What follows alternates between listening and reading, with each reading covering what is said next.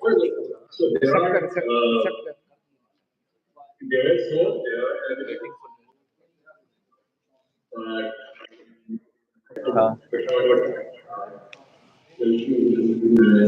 better involvement in more specific sectors. Pakistan can enter into now in order to promote growth constrained by period participants growth. Okay, thank you. I can be very specific, but I can always find this begin, and we are not trying to All right, thank you. Dr. Aisha, same question to you. Are there any countries, good examples that we can follow, or is it very,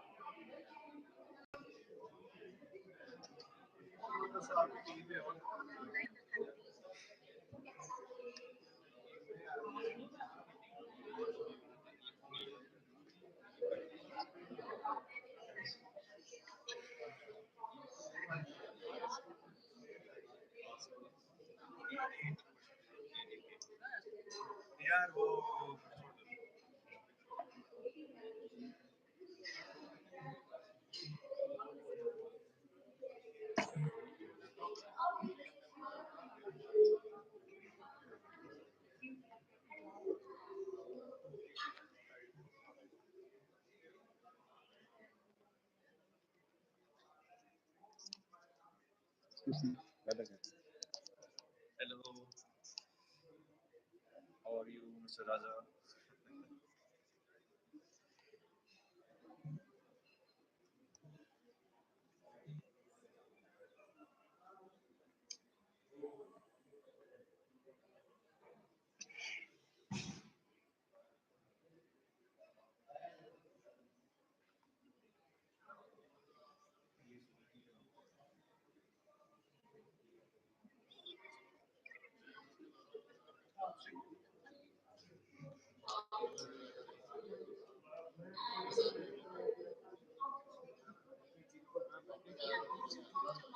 Emphasizing on those sectors which we haven't yet emphasized enough on.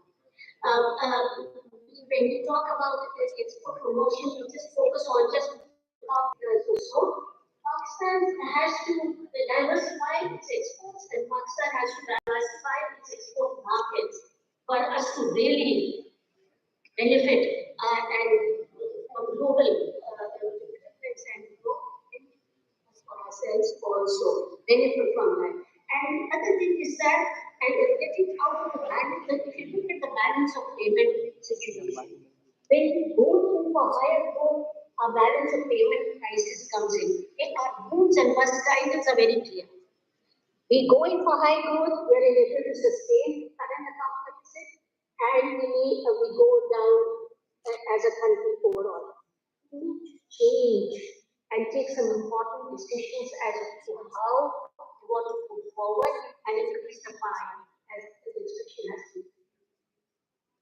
Growth can be achieved. We need to design well structured policies. We need to diversify our export or our manufacturing base. We haven't put in enough focus on small and medium enterprises. We need to boost them. We haven't given enough resources to some of the important sectors like they focus on IT sector, etc. Has not been enough. Put in that. Then we need to continue to make sure that there is continuity in our policies that we are doing. One of the reasons that Pakistan is not a good place for investment over the last few years is that there is policy continuity. Means that this is one of the things that we hear most investors coming in and saying. Devise good policies and implement them and stick to them.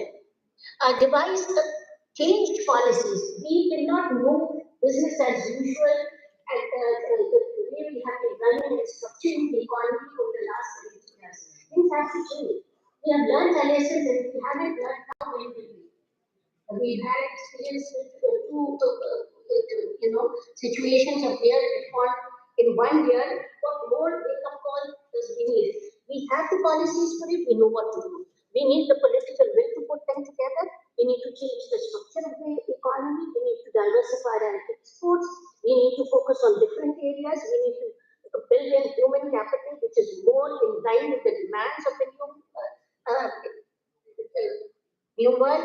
We need to just have that consciousness, and I don't see that Pakistan. I don't really think Pakistan will not make it. I really am optimistic that we can make it, but we will not make it with business as usual.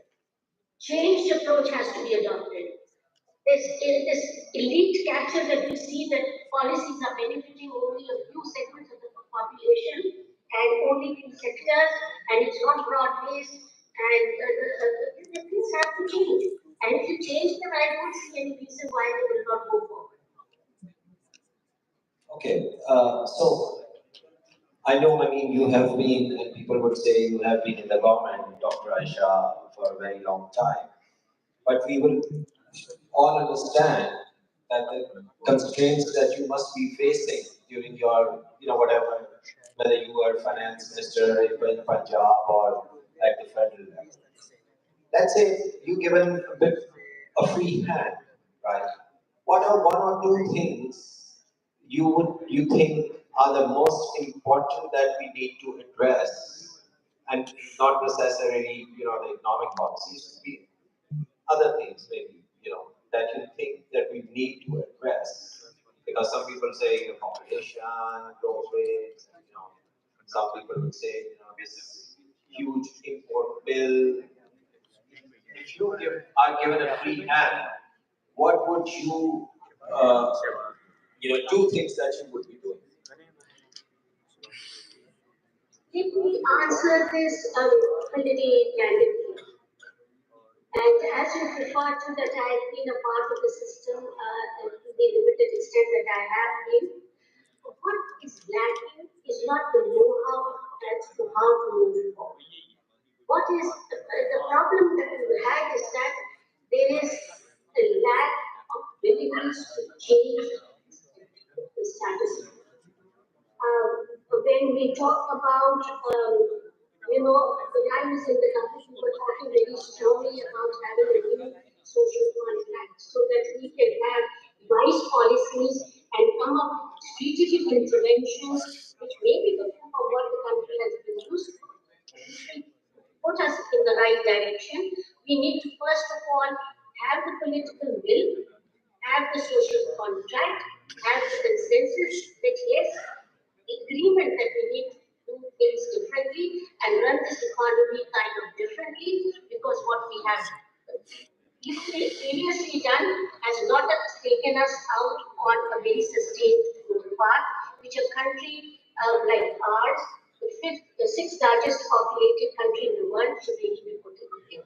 So the lack of political will, the lack of stakeholder consensus as to this happening, that is the reason I was talking about the deep capture a little while back.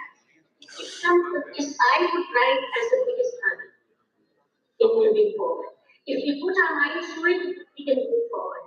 Because, see, this is you can ask Mr. Aslan here, the recipe is known. How do you put it? It's difficult.